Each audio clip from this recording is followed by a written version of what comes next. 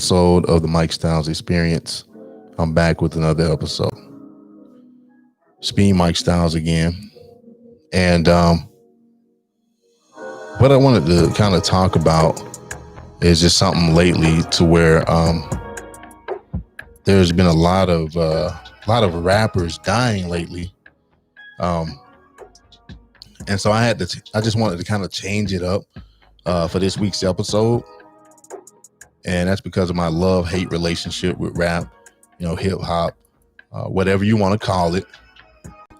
But it just seems like lately we've got a generation of young rappers dying, and it's really disturbing when you look at it. There's an ever-growing list that just doesn't seem to end. And at the time of me coming up with this episode, um, we had a rapper by the name of King Von out of Chicago, who was shot and killed Friday morning in my hometown of Atlanta outside of a hookah lounge. And then just today, I'm sitting at the barbershop and I hear about a rapper out of Dallas being killed out there on I-35. But I don't know. He's Mo, yeah, out there in Dallas. But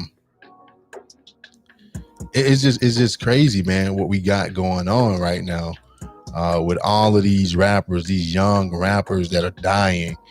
And like with King Von's death, they found the guy that murdered him.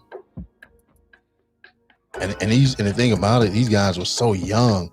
Like King Von was only 26, and he moved from Chicago to escape the harsh realities of growing up in that city.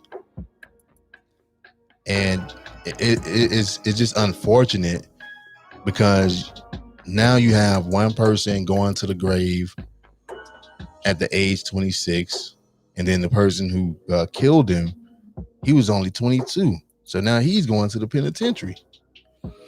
But I sit back and I think of all the things that I was doing at those ages. I was in the army from 17 up until about maybe 28, 29, maybe 30 years old, But I think everybody is in agreement that we are living in the most lethal era of rap history right now. And I used to, say all the time that it's not safe to be a rapper. There's always, even if you're going to have to deal with opposition from, the streets and everybody outside your circle. But at the same time, you got to watch those in your circle too. All those guys that, that you're around, that you're supposed to be cool with, you got to watch them.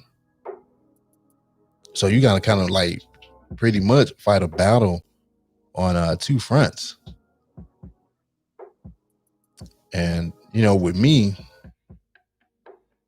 I'm all for defending yourself, if need be. But I think a lot of the times we kind of get caught up in that, we get caught up in that false bravado, macho bullshit, that really don't mean nothing. It only means something, I guess, to the people involved in that lifestyle. But at what point do we start learning to not get pulled into a lot of these bullshit altercations? Who really wins in these situations? Not the dude that was killed, not the person doing the killing, not the friends and family.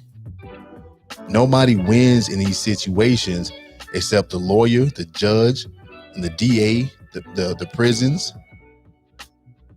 And don't forget the record labels, they win too.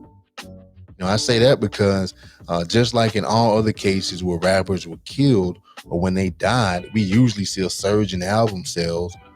And you just kind of hope that the artists kind of own all their music. But anyway, I'm not saying that you have to go out and just be, a full blown pacifist and just, turning the other cheek all the time. But what I'm saying is that we need more logical thinkers and people surrounding these dudes when situations like this happen. Somebody needs to be the voice of reason. Somebody needs to say, hey, hold up.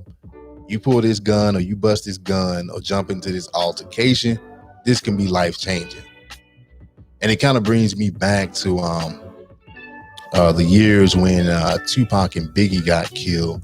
I was 14 and 15 years old when they were murdered, but looking back at everything that led up to that point, was just a bunch of bullshit. And what really got me after all these years since then was how back in the day, the media, they fuel this so-called East Coast versus West Coast beef, and they sold that in the headlines for profit. And a lot of fans ate that up too, because they wanted to feel like they were a part of something. They wanted to take sides. And at the time, I don't think many of us were thinking logically about what was being presented to us. And I think that was a part of what led to their deaths. But like I said, over the years, I've developed this love-hate relationship with hip hop.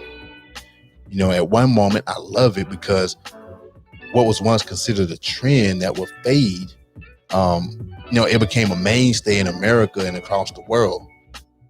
The next moment I hate it because of situations like this. It's just heartbreaking to see a life just taken, a life that was, snuffed out like it was nothing.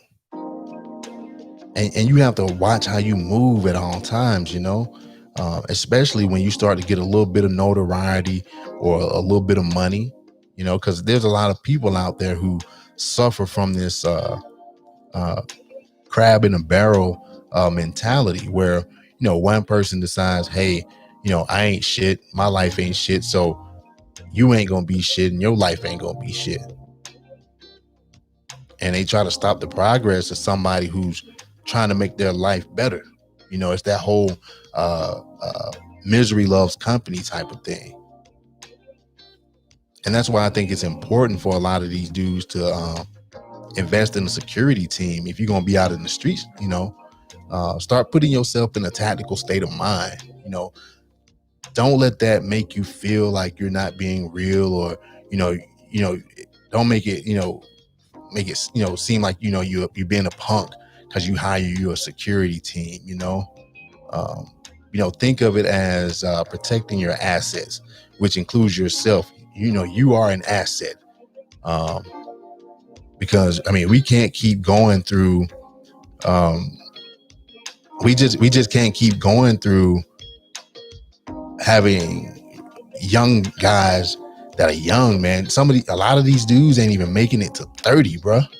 And I'm 38 years old. And I think that's a blessing for me, to see that. But for a lot of these guys, man, they not even seeing 30, man. Their lives are like cut short because they live fast and they die young. And it's like I said, it's just sad, man. It's sad. It's really, really, really sad. And I think that's something that we need to kind of change the culture, not just not just for rappers, but just the culture, period. You know what I'm saying? We need to change that culture where we quick to beef. We so quick to jump to like street beef. And it just doesn't need to be that way. But like I said, everybody out there, you guys out there that's coming up, man, invest in the security team, man. Don't be afraid. Don't be afraid to do it. If you got the funds, invest in your security team, maybe a little bit of body armor, whatever. But that's just my thoughts on the whole situation. Like I said, it's sad,